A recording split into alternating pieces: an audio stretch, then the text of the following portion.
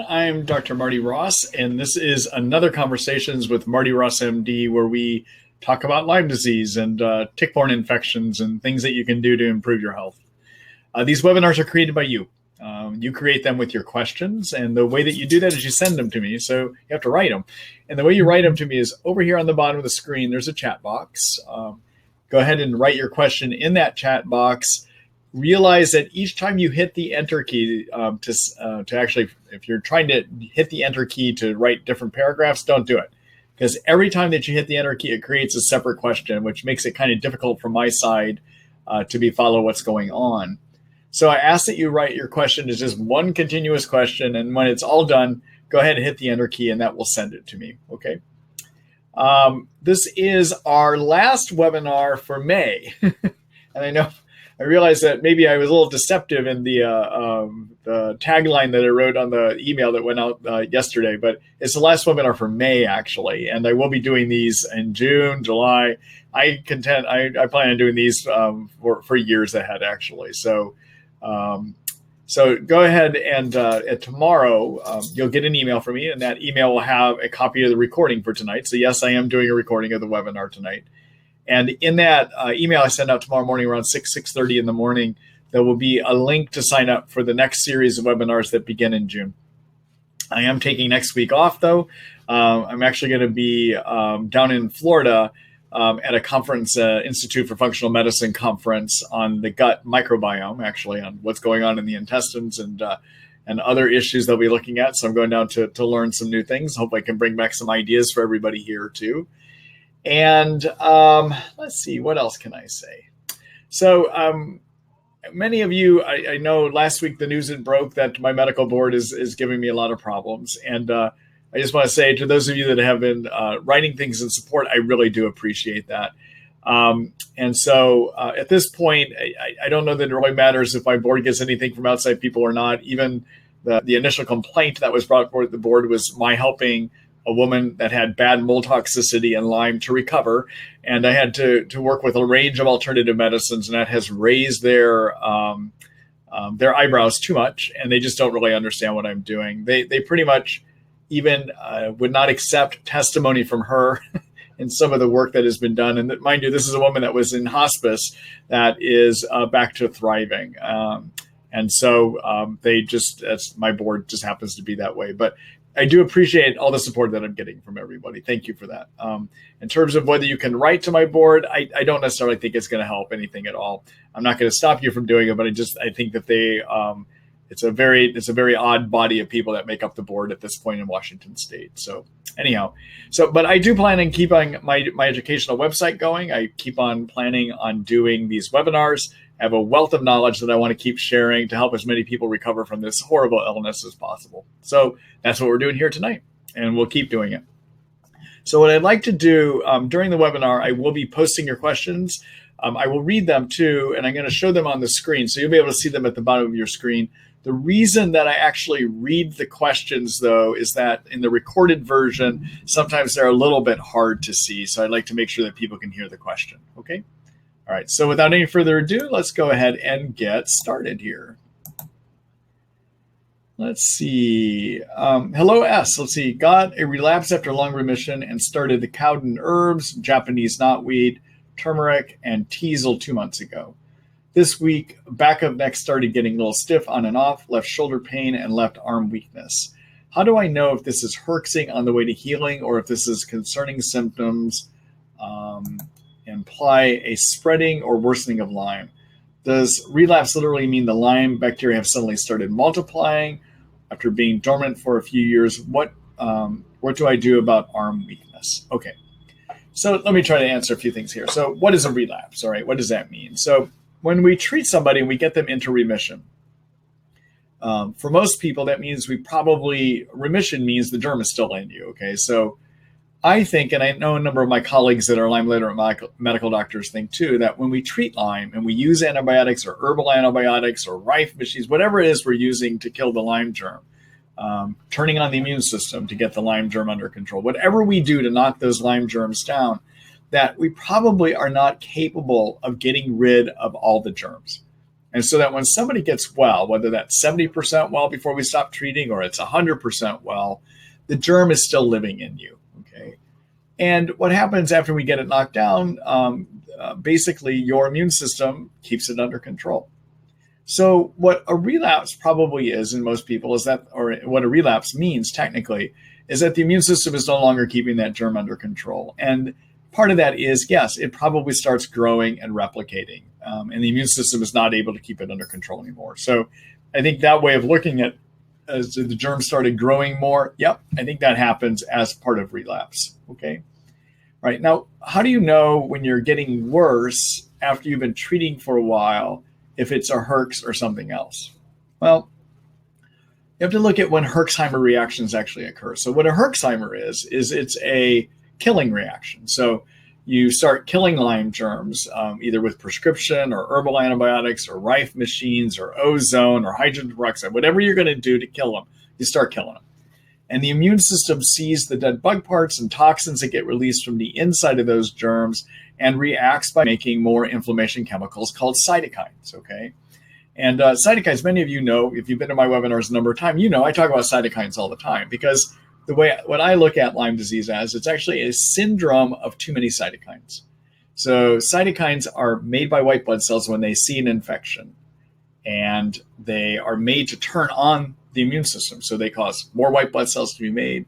They draw those white blood cells where the infection is, and they help those white blood cells work better. Okay, that's what cytokines do. That's the good part of cytokines. But if the immune system is having a hard time getting over something and it's not doing it well, it's going to try harder and harder. And eventually it's going to overproduce cytokines. And if you get too many cytokines, they give you what we call Lyme symptoms. So too many cytokine symptoms are actually the same thing as Lyme symptoms, okay? So too many cytokines make you sweat. They give you fatigue. They make it so you can't think. They interfere with how your hormone system works, which is part of the fatigue and muscle achiness people get. They can give you nerve symptom. Any kind of symptom you might have with Lyme can be part of cytokine excess or caused by cytokine excess, okay? So now, when you start killing Lyme germs with antibiotics, the immune system sees those dead bug parts and makes more cytokines, okay? So the thing about a Herxheimer reaction is it's usually going to come on when you just started antibiotics or if you make an antibiotic change. So if you've got a worsening develop months after you've been on something, that technically is probably not a Herxheimer reaction. There's no reason that suddenly the herbs or the prescription antibiotics should suddenly be doing a better job of killing something, okay? Unless you change them or unless you increase the dose of them, all right?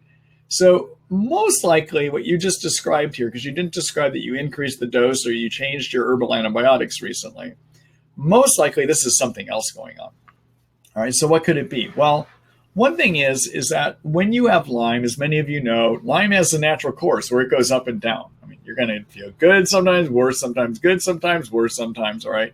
So the natural cycle, the natural presentation of Lyme is that you're going to get periodic worsening for no reason at all right? So this could be one of those periodics, one of those periods of worsening, all right? Second thing that it could be is for some people with Lyme, this periods of getting worse, there's the random worsening that can happen in Lyme, but also for some people in Lyme and their illness, there is a cycle where they will worsen every 3 to 4 weeks. That's a well-known phenomenon that we see with many people with Lyme. And we think it has something to do with the germ growing more aggressively every 3 to 4 weeks, and therefore there's more to kill or more to inflame the immune system, okay? So if you were sitting here face-to-face with you right now, I'd be asking, so do you have a worsening that happens every 3 to 4 weeks? Has that been a nature, the way that your Lyme has behaved over time? And if so, sometimes you'll see that occur even when you're on herbal antibiotics, okay? But the third thing that I often see that can happen that explains these worsenings that happen after you started to get better, and is actually a major reason that people think they have a relapse, but they don't, is getting too many yeast in your intestines. And you're thinking, what is the relationship with yeast and getting worse with my Lyme? Well, let me tell you about that. So remember I said Lyme symptoms are all excess cytokine symptoms, right? That was one of the premises that I said just a while back. Well, if you get worse, it means you got too many cytokines. The trick is why? I mean, is it because you just started antibiotics and you got a herx? That's what your increased cytokines could be coming from. Could it be that your Lyme got active? Could it be that you got something else triggering the cytokines? And one of the big things that can trigger cytokine excess is if you get too many yeast living in your intestines, all right? So if you've ever been treated for Lyme before, either with herbal or prescription antibiotics, and you stop, even a year, 2 years down the road, it is possible that you could develop too many yeast, because all those antibiotics, herbal, prescription you use, might have knocked down some of the good bacteria in the gut, whose job it is to keep yeast under control. And the yeast that normally live there then take off and start growing too much. And what happens when yeast grow too much is they wind up triggering too many cytokines to be made, okay? So one of the first things I do in my practice before I start putting people on herbal or prescription antibiotics to kill Lyme, when they come in thinking they might have a relapse, I step back and I say, I wonder if this is yeast, because I see that happen about 70 to 80% of the time. That somebody looks like they have a relapse. What it really is, if you start asking questions, it could be yeast. Okay. So what makes you wonder about yeast? Well, doing worse, number one. Number two, if you have increased sugar cravings. Number three, if you feel worse after you have sugar, after you feed your yeast with sugar. Number four, do you have a lot of intestinal gasiness and bloating? Number five, if you're a woman, do you have any vaginal itching and vaginal discharge? Also, if you happen to have some increased difficulty swallowing, it feels like things catch in your throat. Sometimes you'll have white spots in your mouth. Thrush is what we call that, yeast in your mouth. Other things that make you think about too many yeast is if you start getting a lot of acne problems or pimples that start coming on all of a sudden, or skin rashes, okay? And the acne and pimples and skin rashes are not yeast necessarily, but they're the skin's reacting to toxins that get released by yeast in your intestines. They get absorbed into the bloodstream. They go out to the skin and they give you these rashes, all right? So one thing that I always do when somebody is doing better with a treatment and they suddenly get worse, I ask them to see if they might have yeast. If they do, I treat yeast. If somebody comes in with a relapse before what looks like a relapse, before I ever start treating them, I'm going to look to see, is there yeast? And I don't usually do blood testing or any other kind of testing because it's not that accurate. I ask them questions to try to figure out, could there be yeast? Okay. So let me do a quick screen share here. I want to show you a couple things here for you, S, and for anyone else that has questions about yeast and what do you do for yeast then too. So I'm going to do a screen share. Treat Lyme, my Lyme disease information site. I've been telling a number of you for a number of weeks or months actually that this is all being redesigned. And one of these days it's going to be done. I think that my web designers are in their test phase. And then next week, they're going to turn it over to me to test. But I am hoping within the next couple of weeks, we're going to have a redesigned website here that's going to be a little bit clearer how to use it and how you're going to find information. All right. But for now, take a look. I've got organized everything by topic area. And there is a chapter I have on yeast. And it's right here in this germ control and more section. All right. And in my yeast chapter, first of all, I have one of my first articles is steps to fix a Lyme crash. Okay. So this fits with what I was just saying. When you're getting better with Lyme, you suddenly do worse, think yeast. And I talk about that here in this article. All right. But in terms of how to diagnose yeast, take a look at my article called A Silent Problem, Do You Have Yeast? I talk extensively about how you diagnose it. All right. There's even a screening questionnaire in here that you can use.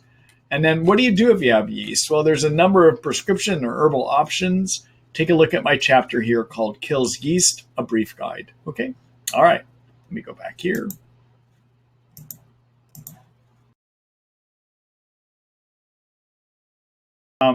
So you did mention what should I do about my arm pain and weakness. My idea is figure out if you got too many yeast. Okay. All right. Good luck to you.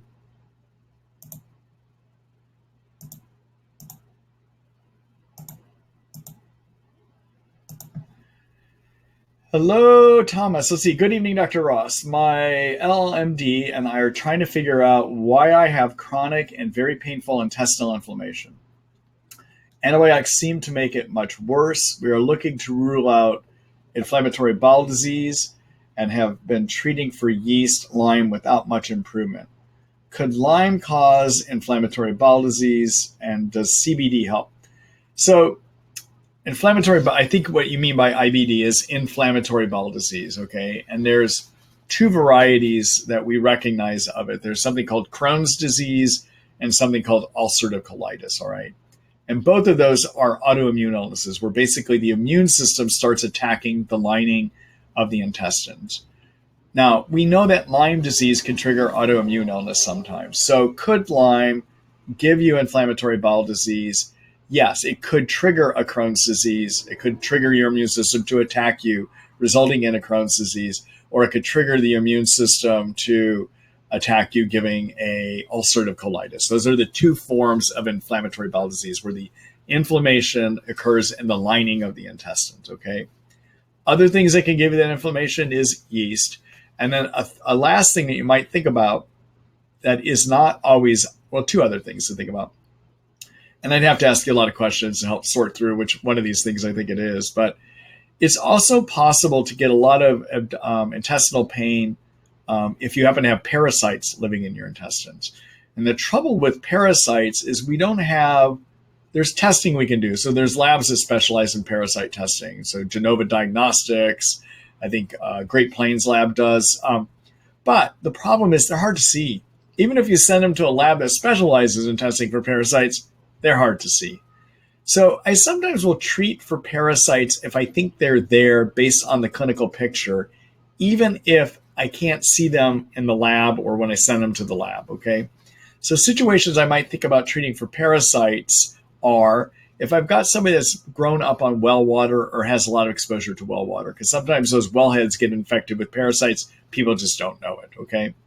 I also think about parasites in people that have done a lot of international travel, especially to less developed regions of the world, because sometimes they're going to have picked up parasites in the water supply or contaminated food supply, okay?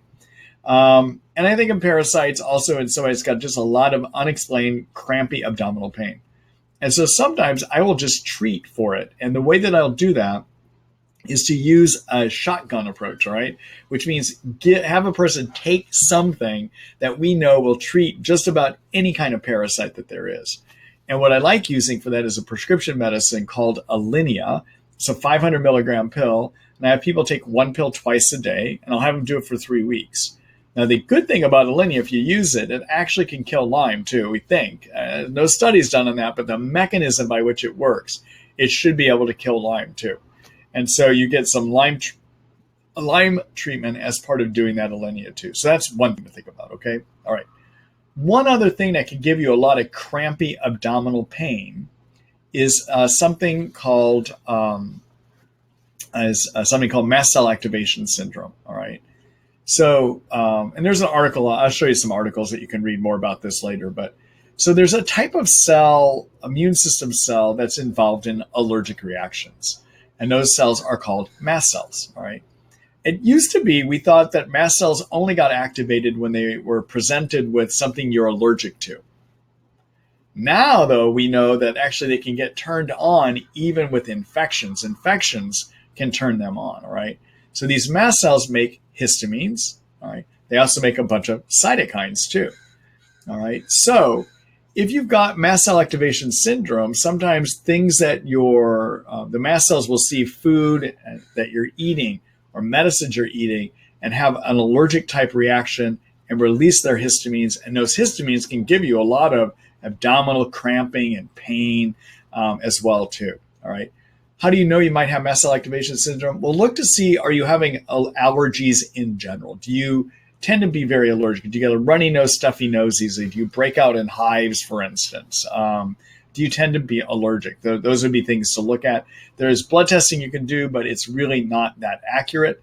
And so you kind of look at a clinical picture as to whether there might be a bunch of stuff that looks like allergies, asthma, runny nose, stuffy nose when you're exposed to things.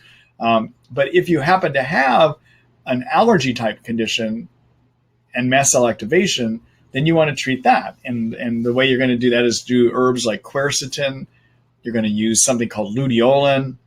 And if you have a lot of gut symptoms, you might use something called cromolyn for the gut as well too. All right. So those are some things to look at. Okay. Now let me I'll show you some articles that you could read and even print off and bring to your Lyme literate medical doctor too. So I'm going to do a quick screen share here.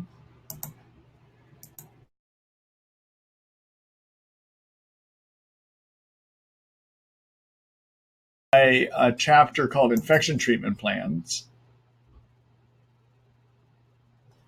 And in here should be something. Yeah, here's my article called Kills Parasites, a Brief Guide. You can show that to your Lyme doc about the kind of approaches that I take. The big one is to use Alinea, okay? And to do it even if testing is negative, all right? All right, in terms of mast cell activation syndrome and how that involves the gut, take a look at my chapter on the immune system. And you want to read this article called Mast Cell Activation Syndrome in Lyme, okay? You can have a lot of GI symptoms as part of that, all right? And then for ideas, and I already showed that to you earlier, for information about how I treat yeast, take a look at my yeast chapter, okay? So I hope that gives you some information there. Let me go back.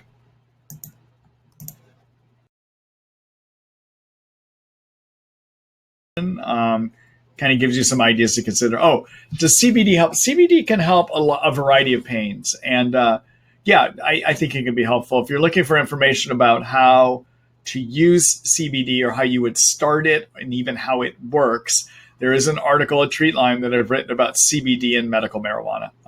Just use the search function at the top of the page there to search for CBD and marijuana. You'll find my article on that too. Okay? All right. Good luck to you. Thank you for that question.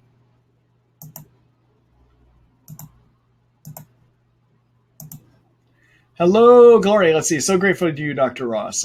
Thank you for saying so. I appreciate that. A question on returning symptoms. Now taking Otoba bark and cat's claw.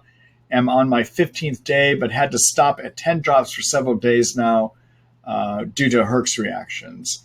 Should I stay there or wait a few more days and continue up to 30? Obviously, I'm having a kill-off. So generally, so Gloria, thank you for that question. So Otoba, everyone, is a tree that comes out of South America that does a great job of killing Lyme. Cat's claw does too. You put the two together and you get a whopping kill, according to petri dish experiments that were published about 6 years ago. Some of you may know of Otoba as actually sold as a product by Nutramedics called Banderol, and their cat's claw is called Cemento. I'm not using their products anymore. I actually happen to be using a set of products made by a company out of British Columbia called Wildcraft Herbs. I think their product is a bit more potent, actually, and I think I'm finding it to be a bit more effective as well too. So the way that I usually have people do that, I have them start at 5 drops 5 drops twice a day, and increase the dose by 1 drop per dose every other day until you reach 30 drops twice a day. And I tell people also in my writings and even on these webinars that as you increase, if you happen to be getting into a Herxheimer reaction, don't increase it until that passes, all right? All right, so again, a Herxheimer reaction is a reaction that your immune system has to killing Lyme germs. It's going to make more cytokines. So generally, you're going to have more fatigue, more body pain, okay, maybe more confusion too. I usually like to make sure, so I would tell people, like, if you're at 10 drops twice a day and this starts happening, stay at 10 drops twice a day. Keep taking 10 drops twice a day. And as that Herxheimer goes away, as you get back down to your baseline of not feeling the Herxheimer, then you start going up. Okay. It is also okay to increase if you're having Herxheimer that's gotten better and you're turning the corner from it. If you want to tempt it and start to go up even before it's reversed itself, you can do that too. Just what I tell people to do not keep increasing into a Herx that's worsening. You don't want to do that. You're just going to make it worse and worse, basically. Okay. So anyhow, I hope that gives you some good input there. All right. Thanks, Gloria. So Otoba and cat's claw, everyone, are my favorite 2 herbs that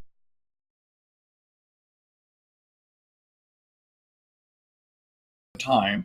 They're the main part of what I think works out of the Cowden protocol, though I'm usually not a big supporter in most of the other part of the Cowden protocol.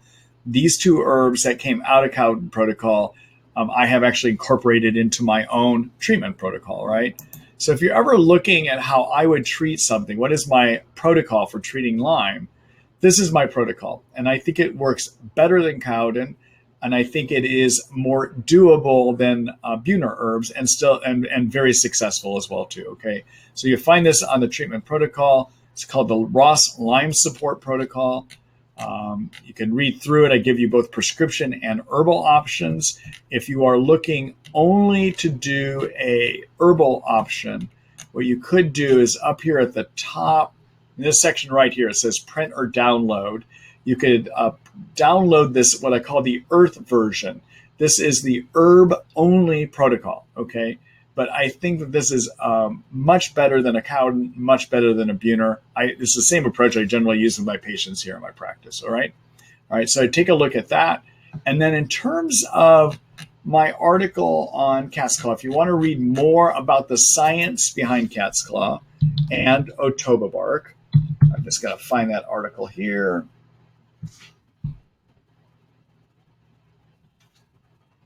All right, so there's an article that I've written, and you'll find it in Treat Lyme. It's called Otoba Bark Extract and Cat's Claw Tinctures, okay?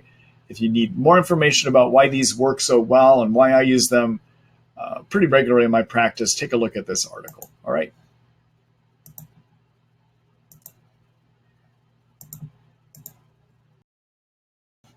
All right. Hello, let's see, E. Let's see, hi. Since the recent discovery that many people with chronic Lyme also suffer from the ropeworm parasite, can you recommend a lab or parasitologist who tests for ropeworm? My doctor and I would like to be sure that all 5 stages of the worm are eradicated before stopping the mimosa pudica treatment. So I don't know of a good lab to test for ropeworm. And I'm not a believer in ropeworm either. Oh my God, I know. I just probably said something sacrilege. There still is controversy over whether ropeworm is actually a true parasite or not. And even with the so-called discovery, there still is controversy over it, okay? Because there's also some possibility that a lot of what that quote supposed ropeworm is actually just mucus buildup that occurs. So I know some of my colleagues treat for it. There's many that don't treat for it. I tend to fall on the camp of not treating for it. And because I don't know that it's a real thing, actually, okay? So I'm not going to have a good response for you here other than those comments, all right? All right. And as you know, in Lyme disease, there's many different opinions about many different things about it, of which there's the ropeworm issue. Okay. Thank you for that question.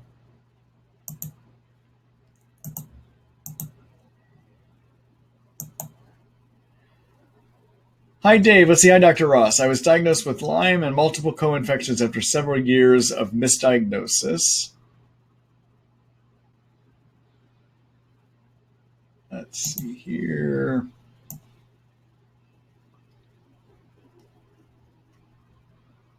Dave, I'm not sure if you had a question you were asking me there. I don't see a question attached to that. I just flipped through later to see if there's any other question you wrote.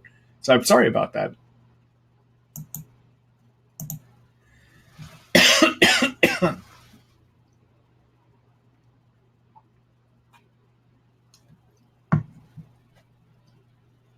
All right, let's see here.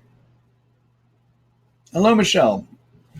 Hi, I was wondering, can a person go into remission using cannabis? If yes, how long does it take to work? And what's the best way to take cannabis to get better? All right.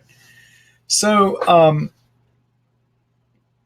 cannabis is, how can I answer this? Okay, so many of you may be familiar with medical marijuana, all right? And marijuana technically is marijuana plants that have greater than 0.03% THC, okay? So there's two major types of cannabis plant. There's something called cannabis sativa, cannabis indica, and if those plants have over 0.03% it's either 0.3 or 0.03% THC. THC is a chemical that gives you the marijuana high. Then they are classified as marijuana. Okay. Now, cannabis sativa that has under 0.03% also can be called hemp. And so hemp is a form of cannabis, but it does not have much THC in it. And what hemp can be rich in is something called CBD oil. All right. So your major two active chemicals, there's a number of chemicals that you can get from cannabis, whether it's marijuana or hemp. The two major active chemicals are THC and CBD. In addition, there are a bunch of other chemicals called terpenes that are what give you the smell and the taste of it. There are also some other minor chemicals that may have benefit in managing Lyme and Lyme symptoms too. Okay. So in terms of these, THC is what gives you the psychoactive high, okay? And it can sometimes at high amounts even trigger severe anxiety, but what's interesting is in the right amount, it can actually manage anxiety. We don't have a lot of good research about medical marijuana in the United States because our government has basically blocked research on it for a number of years. We can look at research that's been done on some illnesses to get an idea of what medical marijuana can do. So number one, whether it's CBD or THC, there's been shown to be benefits in management of nerve pain and neuropathy. There's also been shown to be management in people with Lou Gehrig's disease of having excessive salivation where they make a lot of spit. It can help with that too. It's been shown to give benefit at sleep. It's been shown to help with depression. It's been shown to help with anxiety. And obviously it's been shown to help with lots of different kinds of pain. There's research that shows it can be helpful with seizures and seizure type disorders as well too, okay? So those are the areas where we know by looking at other illnesses where research has been done that medical marijuana can be helpful with various symptoms, okay? It can also be useful for nausea as well too, okay?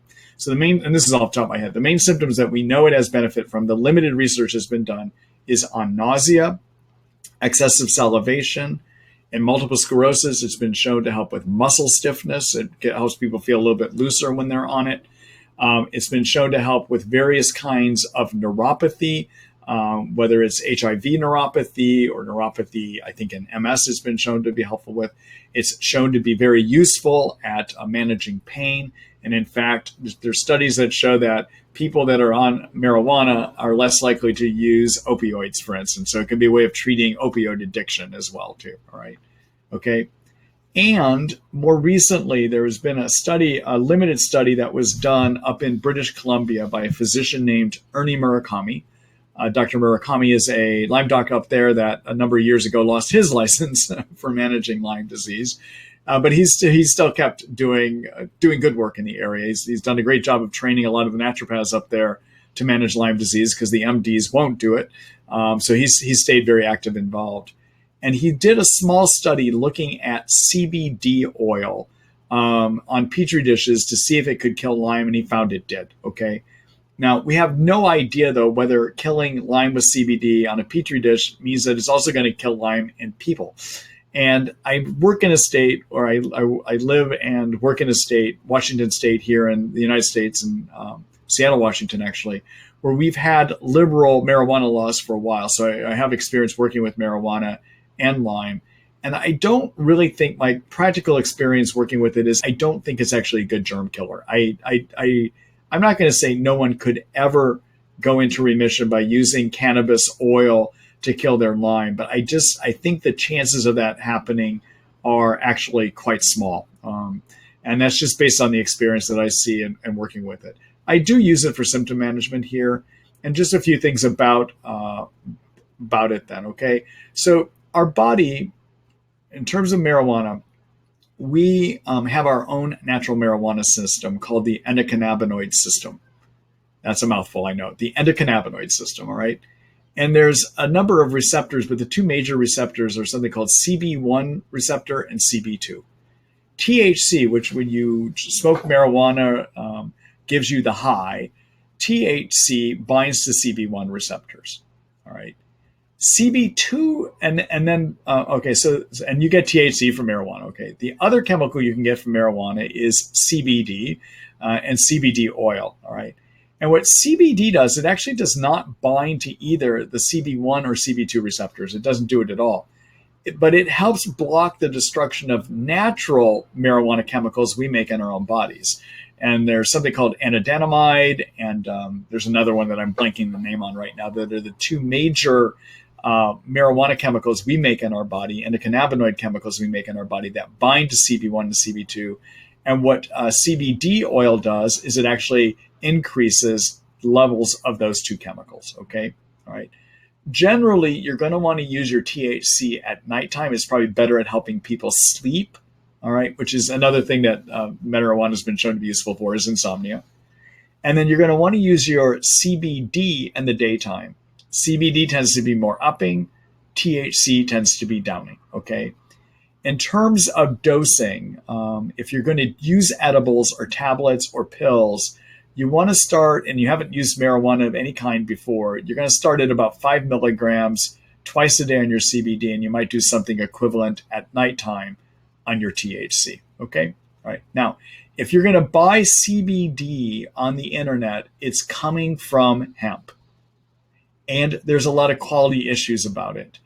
If you happen to be in a state that actually allows for medical marijuana, I think your better bet for getting your CBD is not buying it online, but rather it's probably going to your medical marijuana dispensary and getting it that way. You're going to have tighter regulations so that what they say is in there is actually in there. Okay. All right.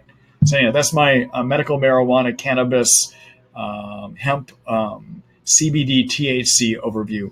Now I will show you, if you want to get more information about it and actually review the science about this a little bit more, take a look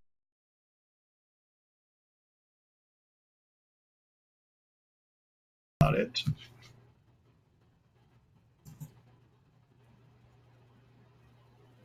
So this is the medical marijuana, cannabis, and CBD for Lyme. Okay. Take a look at that article. There's a lot of more information than I even use. And actually, cannabis sativa with less than 0.3% THC is basically going to be industrial hemp. Okay. I just read that part right there. All right.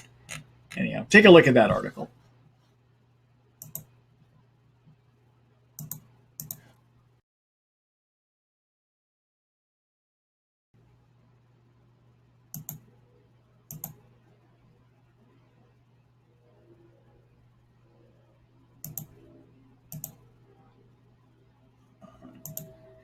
Hello, Dave. Hi, Dr. Ross, and thank you for all you've done for Lyme patients. You're welcome, Dave. And I'm going to keep doing stuff for Lyme patients, even if I'm not able to directly prescribe here out of my office. I'll be running these webinars. I'm still going to be maintaining my Treat Lyme site and adding to it over time. I probably will be taking a lot of the contents of the Treat Lyme and turning it into a book too. I know a lot of people would prefer to look at material that way rather than reading my online site. So I plan on taking the time coming up once they do remove my license to actually go ahead and do that as well too. And the other thing I'm going to still keep doing is, for those of you that want advice that you can share with your physicians, an opinion of what I might do, I'm still going to be offering my online one-to-one consult work where you can visit with me online. I'll give you ideas to try. The only thing with those visits, I can't prescribe. I can't formally diagnose, but I can tell you that I think you have a high probability of Lyme or a high probability of whatever, and give you ideas on what to try.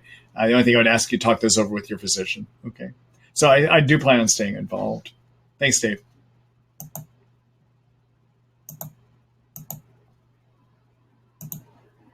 Hello, Charlene. Dear Dr. Ross, so sad that you may have to lose your medical license. I have written your governor, mayor, and all of us can do this.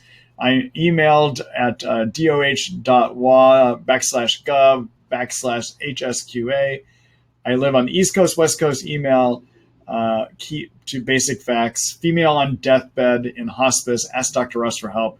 And female healthy. Charlene, I appreciate it. As I said earlier tonight, I just don't know my board is going to go there. One of the board members, when I actually had my face-to-face with them, asked me point blank, she said, I'm trying to figure out why you still call yourself an MD. And I said, oh, and I go, why is that? And she said, well, because you use those natural medicines. That's not what MDs are supposed to do. And what was really shocking to me about this, coming from a board member in Washington State, we tend to have more integrative medicine doctors out here than anywhere else. But my medical board is way behind the time and is just very, very conservative. On top of that, I've got an IDSA member on the board that is just attacking me fulminantly for managing Lyme disease for more than 3 weeks with antibiotics. It's just a horrid experience to go before them. But I mean, I appreciate your support. I'm just not clear that given where this board is, that it's going to make any difference. And in fact, even when my patient that you write about here that did try to send information to the board, they just ignored it. It was really quite a horrible experience. So anyhow, thanks, Charlene. I appreciate that.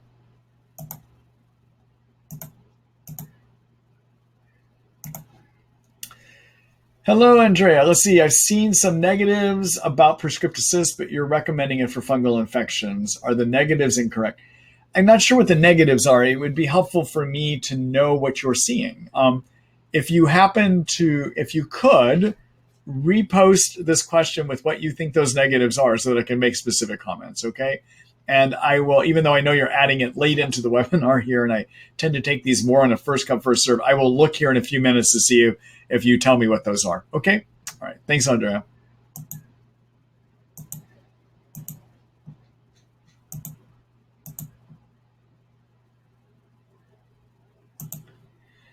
Hello, Laura. Let's see. I have MS due to Lyme disease and have been treated with antibiotics and have tried a few different things. My mobility has become progressively worse and my muscles and nerves get inflamed easily. I was wondering if you have suggestions. This is one thought I have for you. You might want to look at using medical marijuana. MS is one of those areas where it's been shown to help decrease muscle stiffness so you can move around easier, and it can help with the kind of nerve and muscle pain that you get with MS. So in terms of symptom management, you may want to take a look at the information I've written about CBD and medical marijuana, okay? Some other things that you want to do is support healthy nerve function and nerve and mitochondria repair. So mitochondria are the energy factories that are found in every one of our cells, and they make energy for our cells to work, including our immune system, including our nerves, et cetera, okay? When your nerves have been injured, they sometimes can exhaust their mitochondria energy supply. In addition, if it's Lyme that gave you MS, as a result of having Lyme, there may be an overproduction in your body of oxidizing agents that damage the fat membrane that makes up the mitochondria. Now, we estimate that there's 300, 400 mitochondria in a cell. That fat layer, if it gets injured, makes it so that chemical reactions that generate energy inside the mitochondria aren't going to work correctly. Also, if the mitochondria fat membrane gets injured, you're not going to have adequate intake of fuel sources into the mitochondria to be burned through chemical reactions into cell fuel. So you won't have enough sugar getting inside. You won't have enough fat getting to the inside to be burned into cell fuel, okay? Now, it just so happens, so one thing to do is repair the covering of the mitochondria.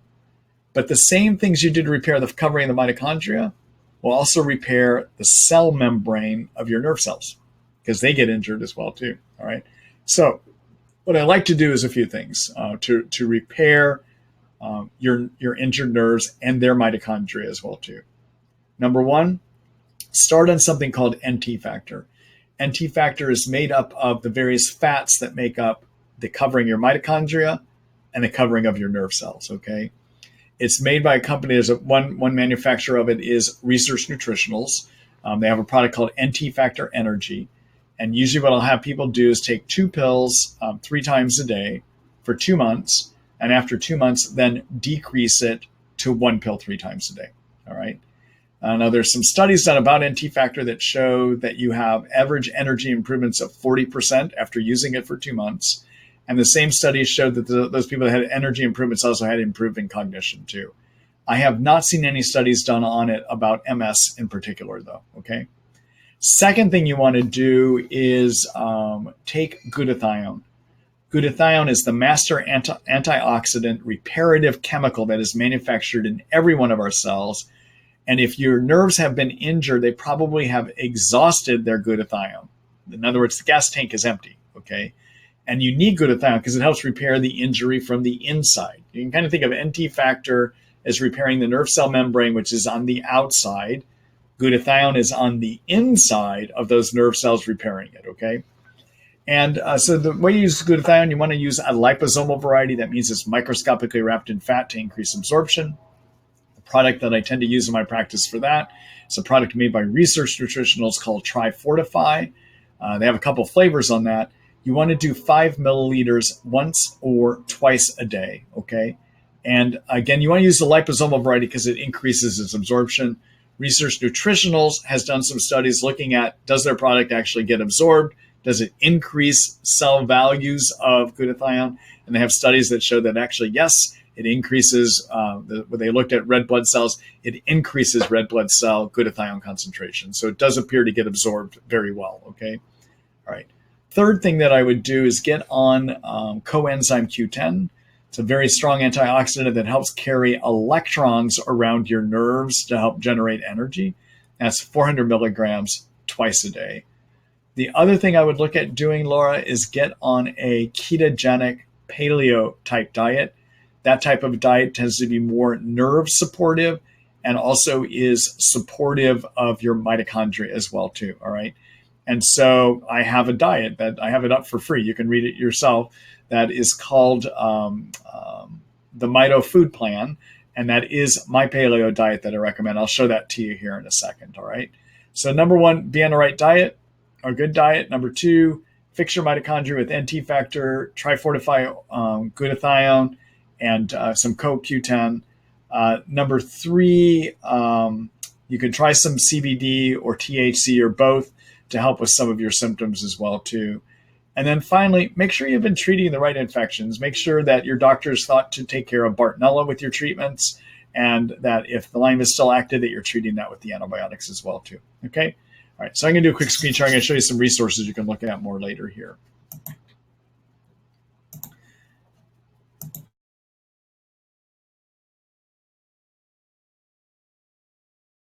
So you might want to take a look at that, okay? All right, and then in terms of nerve repair, what can you do to repair nerves as well as your mitochondria? Take a look at my chapter here called Brain and Nerves.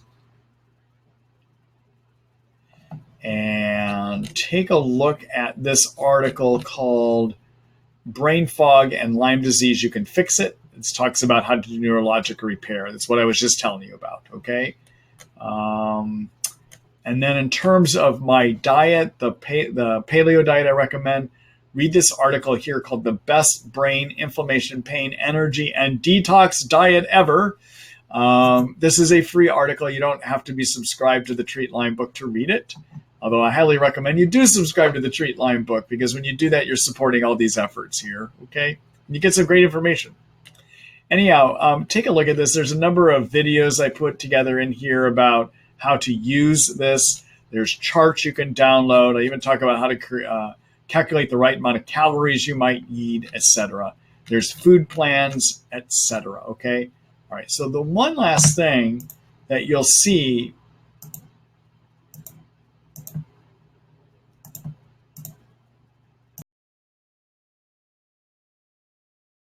that I talk about it in my that food plan I was just showing you. One thing that can help nerve repair is to do intermittent fasting. And I build it into that diet that I was just talking about. So intermittent fasting, when you fast, your brain produces a chemical called brain-derived neurotropic growth factor, which helps nerves that are injured reestablish connections to nerves that are not injured. You get better brain function, okay? And so one way to do that is fast with just water only 1 time a month. Another way that you can do it on an ongoing basis is if you can fast 12 to 15 hours at least a few times a week. And that's not too hard to do. The way you could do that is have your dinner at night and then don't have any food until breakfast or until lunch the next day. There's your 12 to 15 hours, okay? You can build that kind of fasting in, and just that fasting, that degree, is going to increase this chemical called brain-derived neurotropic growth factor that helps get more nerve connections and nerve growth, okay? All right. Thanks, Laura, for that question. Good luck to you.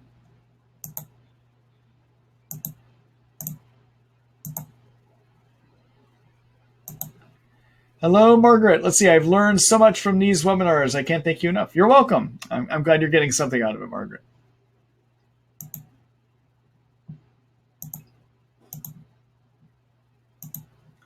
Hello, Craig. Let's see. Thanks for your great work. You're welcome.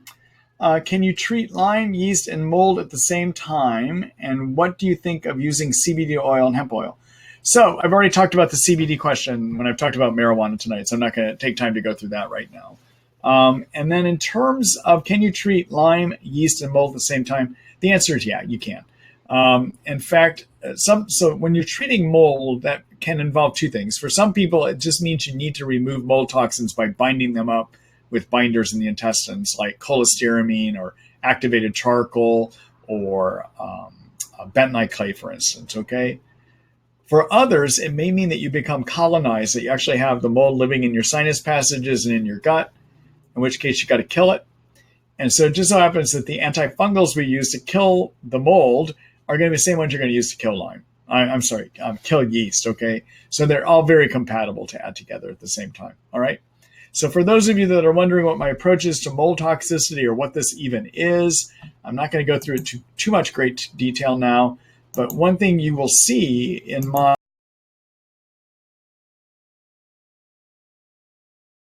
to do, and I do with my patients here in my practice, is I always try to figure out, could the person I'm treating have a mold toxin illness?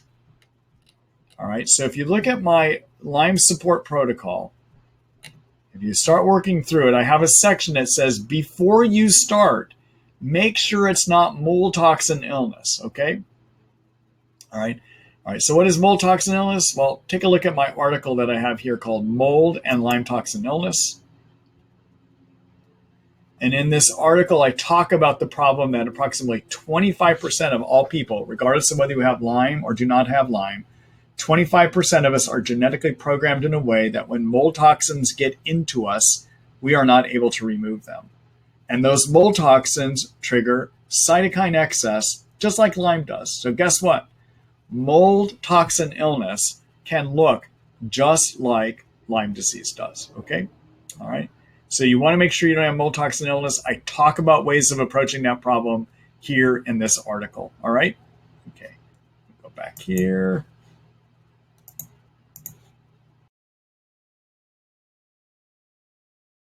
Okay, so there have been a number of people that I've treated that came to me with both Lyme positive tests, and as I talked to them, I got this strong history that even though they got Lyme testing, they may have had their tick bite years before, they were doing great, and then they started living in a home that had mold that they became very aware of when they were there. And that's where they got sick. All right, I'm not going to probably do anything for the Lyme treatment, okay? What I usually would do in situations like that is focus just on the mold toxins. That's it. Looking to see if they have mold toxicity issues, okay?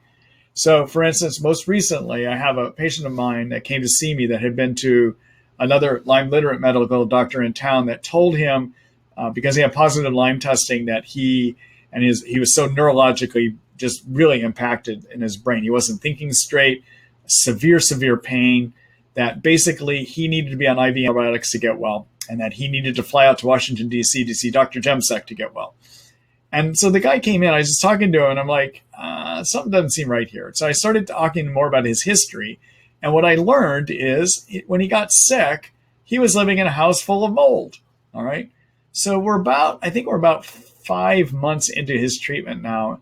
And the only thing I have done, I ignored the Lyme testing. I told him, I don't even know if Lyme is your issue. Just having a positive Lyme test does not mean that Lyme is active in you, giving you disease, okay? It may mean the germ is in you, but it doesn't mean the germ is causing you problems. With your history and how that all happened when you were exposed to mold, let's remove mold toxins first. So I got testing to show that he had mold toxin illness, and then I've been having him on binders. And he's gone back to work. He's doing great.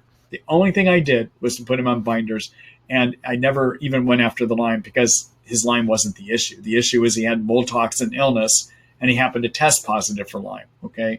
So it's really important when you look at your histories, if you've been exposed to mold, you got to deal with that. And if you haven't even started your Lyme treatment yet, I usually will have people work on the mold toxins first before I even go to a Lyme disease treatment, all right? All right. Thanks for that question, Craig.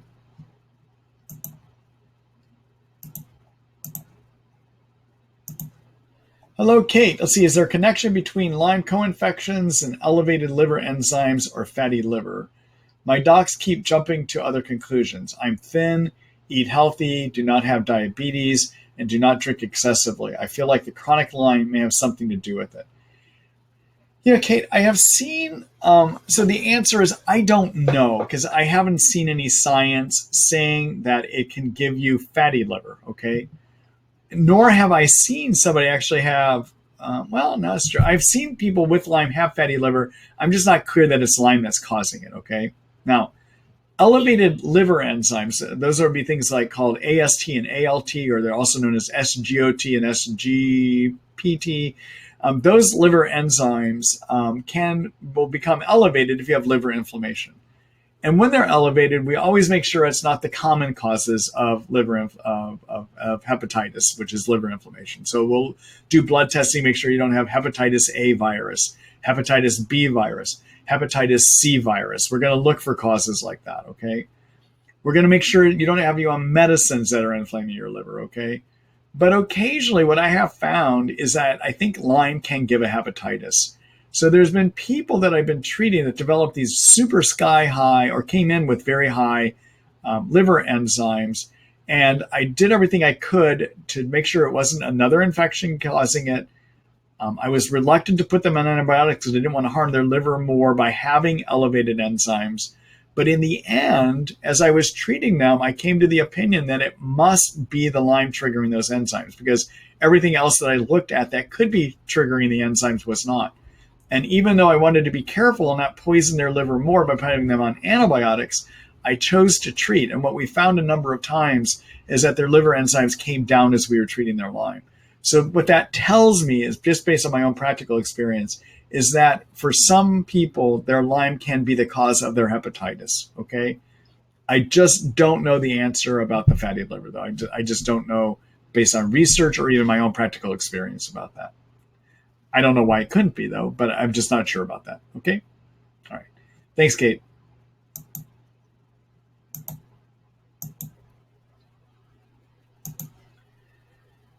Hello, Fiona. Let's see. Hi, Dr. Ross. Thanks for taking my question and for giving your time. You're welcome. Do you use a Koenigsberg test?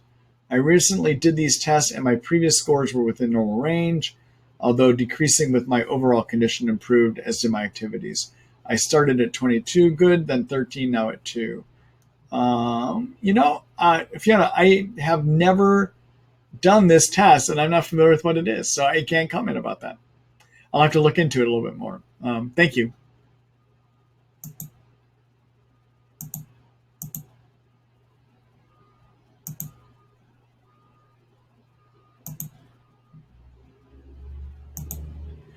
Hello, Craig. Let's see. Is it wise to take a vaccine or get a testosterone shot while with Lyme?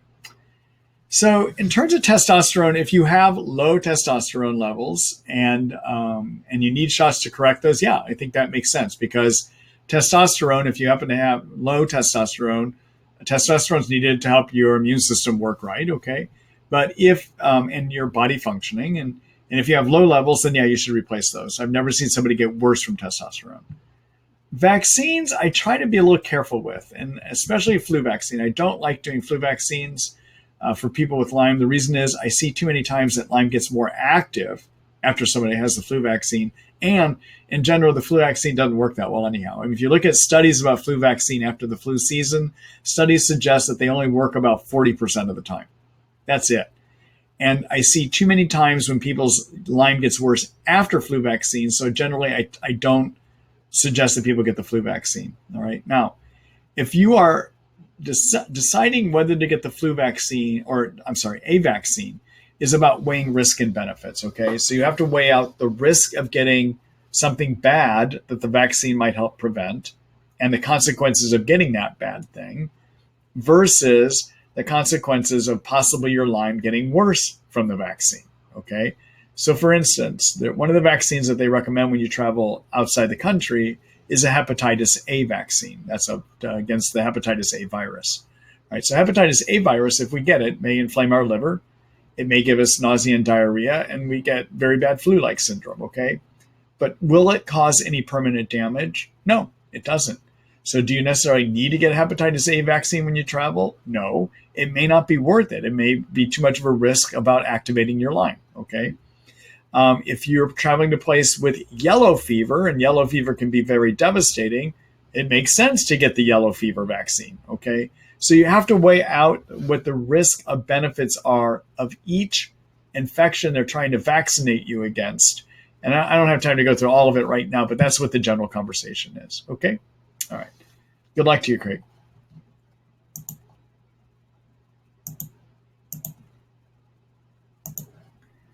Hello, Miranda. Hold on here just a minute.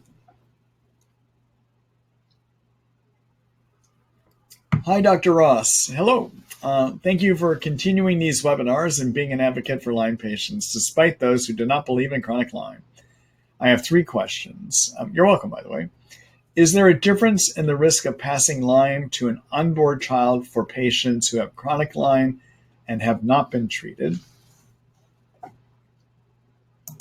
Let's see, versus patients who have been treated and are in remission. That's a great question. So what we know of, I'm going to take these one at a time. Okay, I'm just going to answer that first one. So we think that Lyme can be transmitted during pregnancy. All right, and that's based on a data bank that was kept out in the East Coast. I believe it was in Connecticut in the late 80s, early 90s, where women that were pregnant and had Lyme allowed information to be collected about them. So it wasn't a formal research project, but it was a data bank where people gathered information. And what that data bank showed us is that women that had Lyme during pregnancy that were on antibiotics had no transmissions. But if they were not on antibiotics, the transmission rate was 50%. Okay. Now, what I don't know from that data bank, because I haven't been able to get into the data bank, the information I'm giving you is what information has been reported by Dr. Burrascano in the past. Okay. What we don't know is were these women that were sick with Lyme or were these women that were in remission? I don't know what that data is. All right. And it's a good question. So do you have more chance of spreading Lyme if you have active infection, signs of infection, than if you don't? And the answer is, I don't know. And because I don't know, and because I know the devastating consequences of Lyme in people, I tend to advise mothers that see me that even if they are in remission, that it would be a good idea to do antibiotics during pregnancy to prevent transmission to their newborn baby. Okay. Now, do I mean science guide me? No, and especially if they're in remission, I don't know that. The only thing I have is that one pregnancy registry study that was kept out on the East Coast in the late 80s, early 90s. Okay. But I err on not giving this illness over. Antibiotics that I tell people to try would be either amoxicillin, cefuroxime, zithromax. Single antibiotics can work fine. I know some of my colleagues recommend 2 antibiotics. I find people do well just with 1 antibiotic during the pregnancy. Okay. All right. Number 2, let's see. I know that women can take antibiotics during pregnancy to decrease transmission rates significantly. Are there herbal options for women who do not want to be on prescription antibiotics during pregnancy or who cannot take prescription antibiotics? So the problem is with the herbs, and I don't usually do the herbs, the antibiotic prescriptions that I pick are ones that have a track record and have been shown to be safe during pregnancy to the developing baby.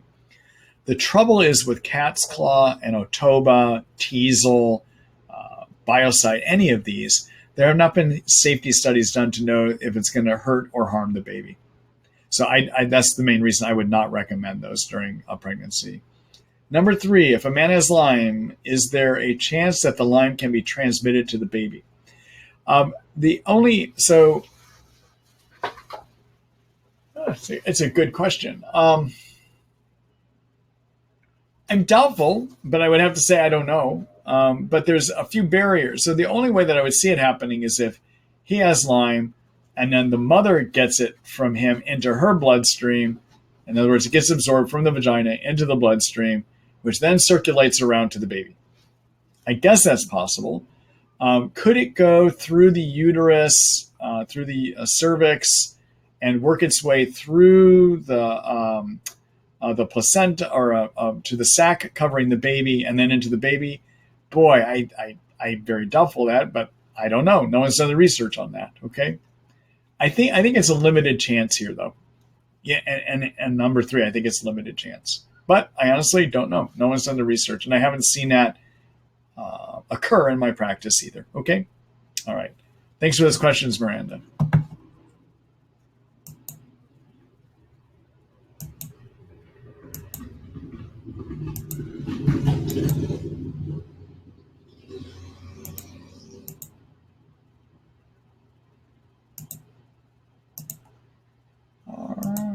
let's see here.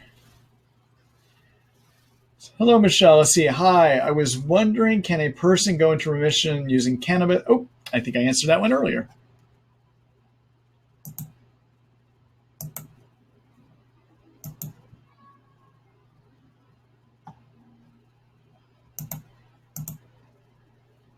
All right. Hello, Randy. Let's see. I'm having chelation now for heavy metal toxicity.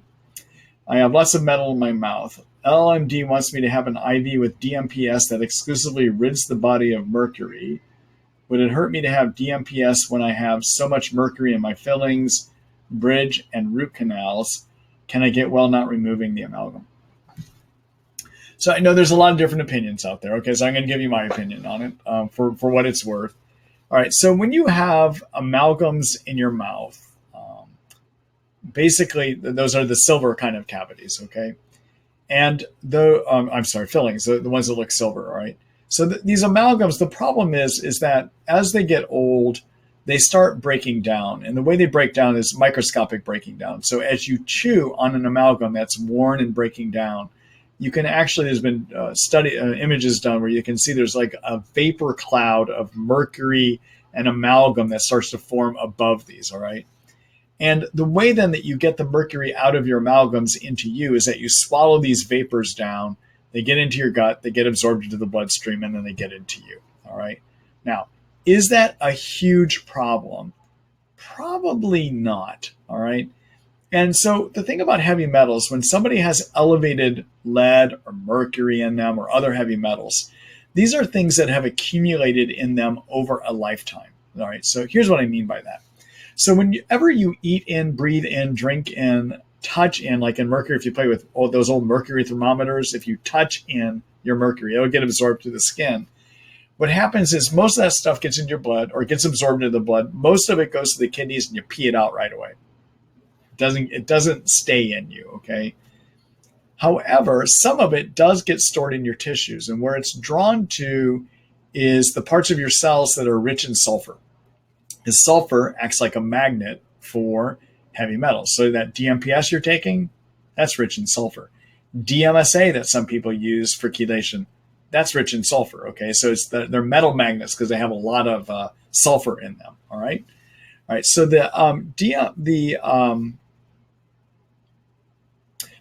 what happens then is these heavy metals that do not get peed out get inside your cells, and they tend to go bind to sulfur in your mitochondria, the energy factory mitochondria, which is rich in enzymes that have lots of sulfur, okay? And they make it so the mitochondria don't work well then, basically, all right? Now, what happens, though, is you can have a bunch of small exposures because every time you get some of these into your cells, they have an elimination half-life, depending what the metal is, of about 23 years. What that word, elimination half-life, means, that means it takes 23 years for half of what has gotten into your cells to work its way back out. 23 years, all right? That means you can have lots of small exposures over a lifetime that start to add up and create a problem. So is a little cloud over your teeth with microscopic amounts of mercury the issue, or is it more what you've picked up over a lifetime? It's more what you picked up over a lifetime, okay? And so I generally don't go after the teeth right away. I might consider going after the teeth down the road as people's resources free up, as they start getting back to work again. But it is not where I put your resources early in Lyme treatment. I think there's other things you have to do with your money to get well, and I would give a lower priority to removing those amalgams, okay? All right, hope that answers your question. Good luck, Randy. Hello, B. With Morgellons, Lyme, Bartonella, and mold, can one get well if mold is present? Does smaller articles, filaments from Morgellons mean healing?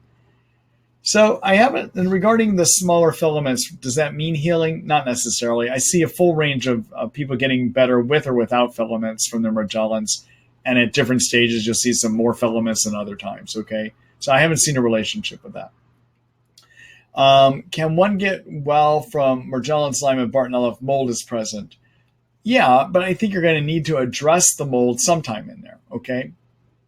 It could be it's your major issue. If you've got lots of mold in you, again, I would start there first, okay? Can you get better by not addressing the mold? Maybe. but you're ultimately going to need to deal with it. All right. Good luck to you, B.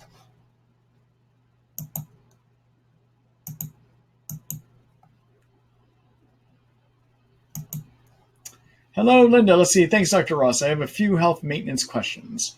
I'm treating myself after a negative diagnosis 30 years ago and recently a positive test result for my genetics.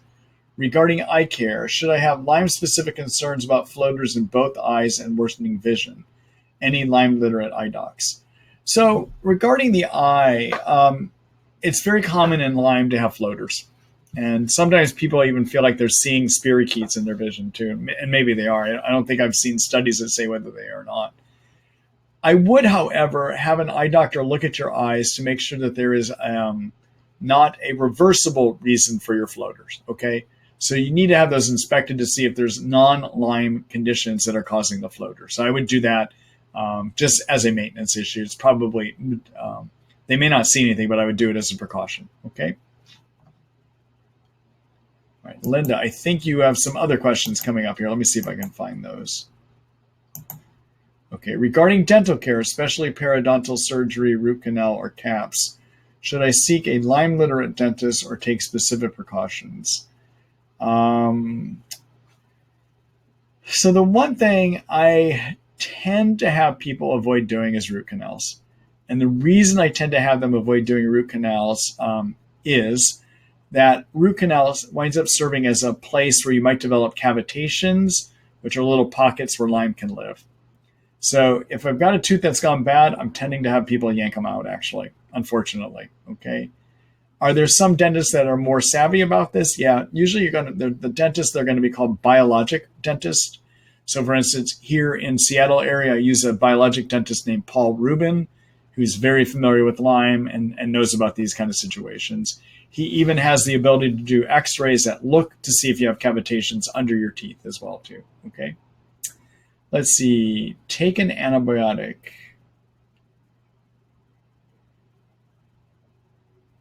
Oh, I think you're asking, should you take an antibiotic before you see the dentist? I would not necessarily. But I would make sure you're working with a biologic dentist. Okay.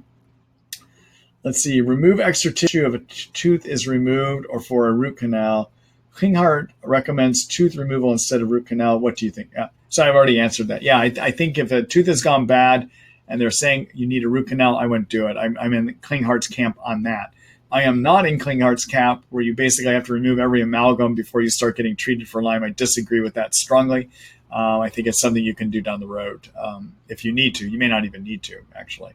But in this case, I am in agreement with him on that. All right. Thanks, Linda, for your questions.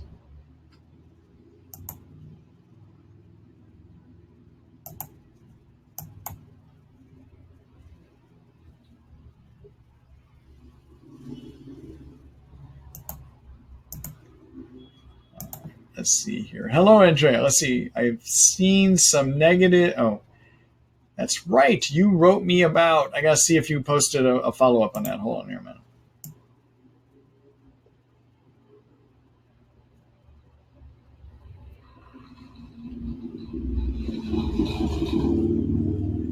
So, Andrea, if you are still here, I need you to tell me, write a question to me telling me what are the negatives that you're seeing so that I can answer that question, okay?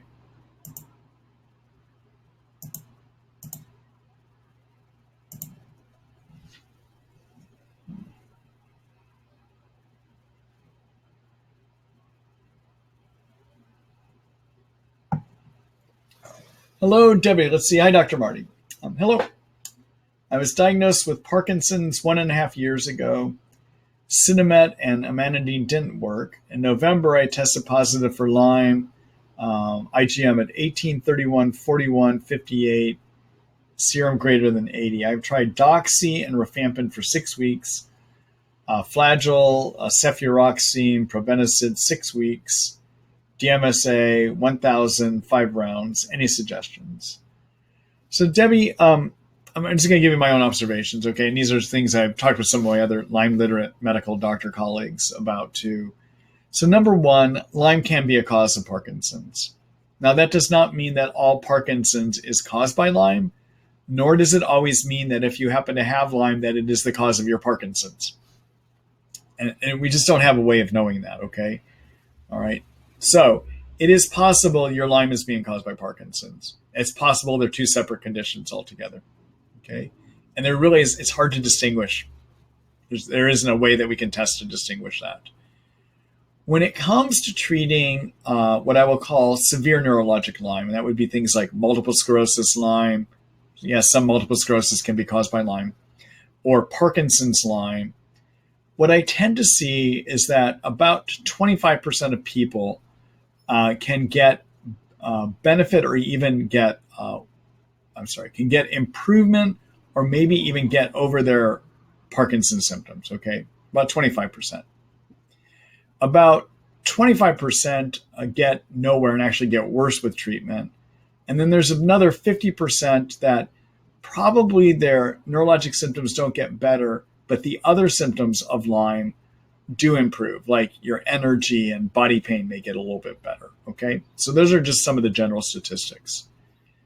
When I've got somebody that has Parkinson's type Lyme, I might work orally for about 3 to 6 months and see if we can get somewhere.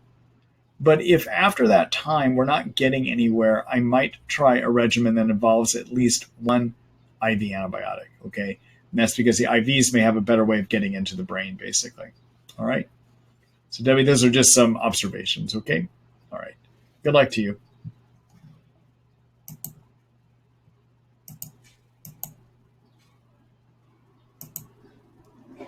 Hello, Susa. Let's see, I have late-stage Lyme disease. I've waited 10 years for validation from a doctor. I found one. I was initially prescribed amoxicillin and doxycycline. Last month, my doctor dropped the amoxicillin and put me on Ceftonir instead. My symptoms have worsened. I want to start herbs. This is my 3-month of treatment. I think that's all of your question. Let me make sure there isn't more to it here.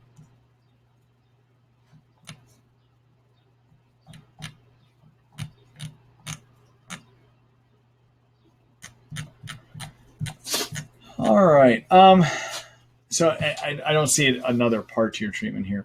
So this Ceftonir, so both Ceftonir and amoxicillin work in a similar way. And what they do is they work on the cell wall covering of your spirochete. So many of you know Lyme lives in you in 3 forms. There's a spirochete, that's the thing that looks like a corkscrew when you look online. There's also a form of the germ where it loses its covering and moves inside of cells. We call that intracellular Lyme. And then there's also a microscopic cyst form of the germ, okay? The doxycycline is useful at treating intracellular Lyme and spirochete Lyme by getting inside of the germs and blocking protein production. The amoxicillin and Ceftonir work in a similar fashion. What they do is they make it so that when the Lyme spirochete covering, the cell wall, gets imperfections in it or gets damaged, they make it so it can't repair itself. Okay, so it eventually develops holes in it. And so essentially, these are pretty similar treatments. The amoxicillin doxy and the other one being the Ceftonir doxy. They're doing the same thing. One observation, though, that problem I have with this regimen is I don't see that they're doing anything to directly treat the cyst form of the Lyme germ. And the problem is when you treat both spirochete or intracellular and you're not doing something at the same time to also treat the cyst form of the Lyme germ, one of the things that happens is the spirochetes and the intracellular forms that are being stressed can change form and become the cyst. Okay, so they'll try to escape that direction. So one thing you can do with this treatment is to add something called grapefruit seed extract. It's a 250 milligram pill, and that's 1 pill twice a day. That's a good way of adding some cyst coverage into this. Okay, now, if your symptom, and then one other comment, if your symptoms worsened after you changed the Ceftonir, like it was if it was within days of changing the Ceftonir, that could be a Herxheimer reaction, meaning this may be working better for you, okay? All right. So anyhow, those are just some observations I have. If you start herbs, and the herbs I would use is the Otoba and the cat's claw, those two treat all 3 forms of the Lyme germ and also have the benefit of removing 100% of a slime layer called a biofilm. that can cover too. I find they work 85 to 90% of the time, which is the same chance of success I give a prescription antibiotic regimen as well. Okay? All right. Thank you for that question. Good luck to you.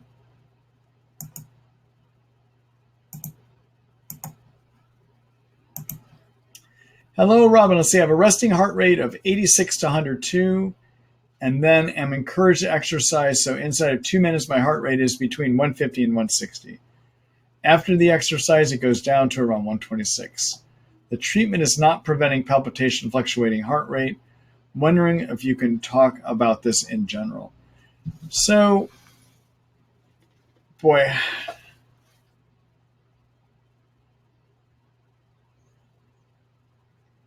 So, Robin, to probably give you the best answer, I would need to ask a lot of questions, all right?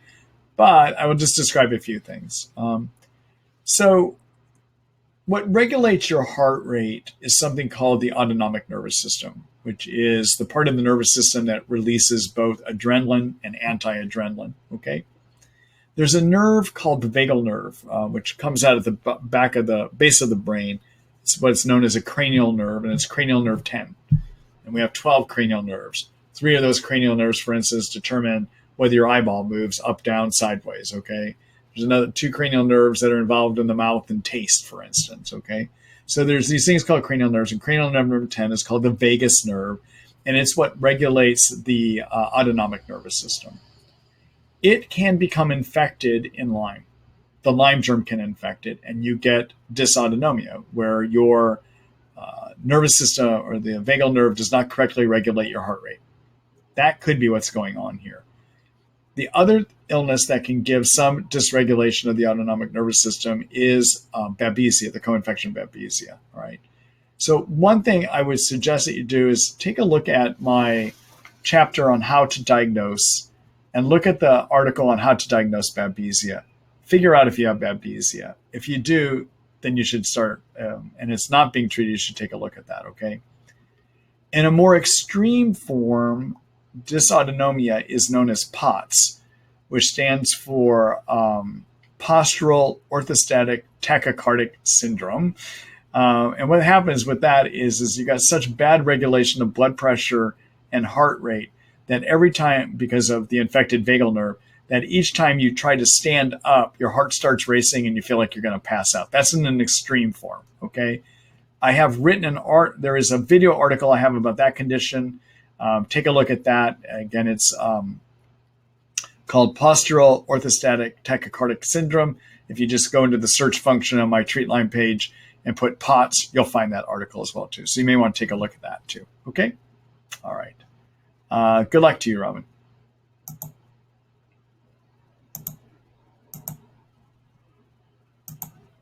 Hello, Greg. Hi, Dr. Ross. Thank you for your time and expertise. You're welcome.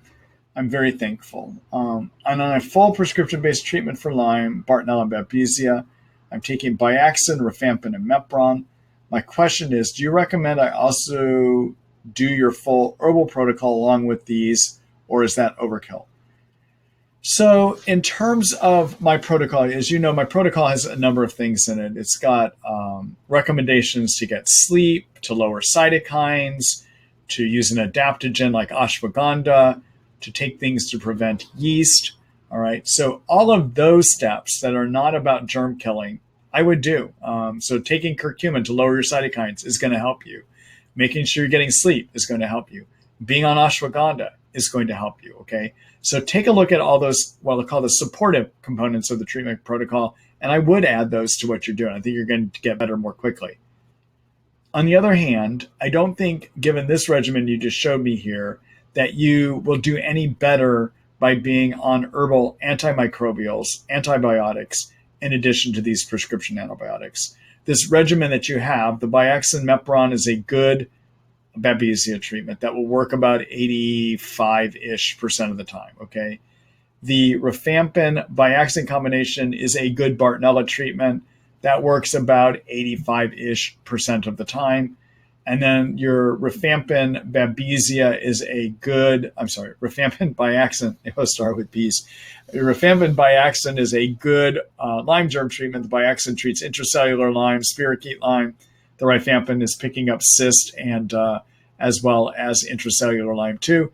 And so you got full coverage of your Lyme germ there too. I don't think you get any benefit from adding in a Natoba or a cat's claw or a cryptolapis or an artemisinin or a hutania or a sitta acuta. Those are all the herbs you would need to use to treat those infections too. Okay?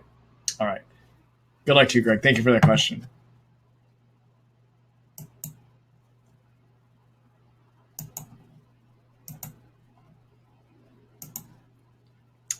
Hello, Judy. Let's see. Do you feel trifortified glutathione is enough?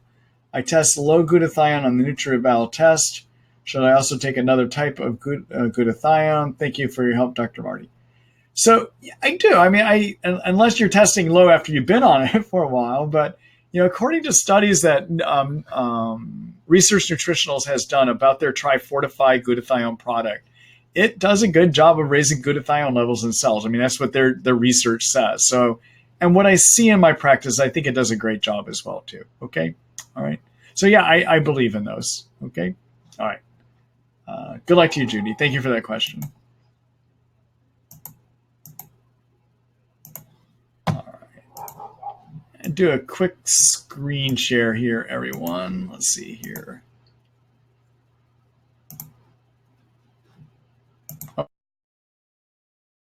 So I know tonight I've talked about a number of supplements. If you're looking for a place to get those, take a look at my supplement shop. It's Marty Ross MD Supplements. If you're also just wondering, when I talk about curcumin, what's the best curcumin to use, you can look at my site to get ideas on what I'm using in my practice. I've tried to handpick and curate for the supplements that I think have the best chance of helping you because they're companies that do a great job of picking active ingredients. I also tend to try to find supplements that are not using a lot of artificial fillers that are not good for you, okay? So if you're looking to see what do I carry, you can look by manufacturer. The other thing you can do if you want to see which curcumin I carry, what products do I carry that have curcumin in them, just type curcumin up here in the search bar and it will pull up a page with results. So for instance, my favorite is this one called Mariva 500. This is the one that I prefer as far as curcumin goes. Okay. All right. So anyhow, that gives you some ideas on where to look for that. Okay. All right. Let's see. What else did I want to show you? Oh, so here in a few minutes, I am going to be wrapping up my my webinar. This is back at the Treat Lyme. This is the subscription page. So if you're looking at where to subscribe, two ways you can do that is if you start reading some of the articles that ask you to subscribe, you can do within the article, or you can click on this About button and subscribe. All right.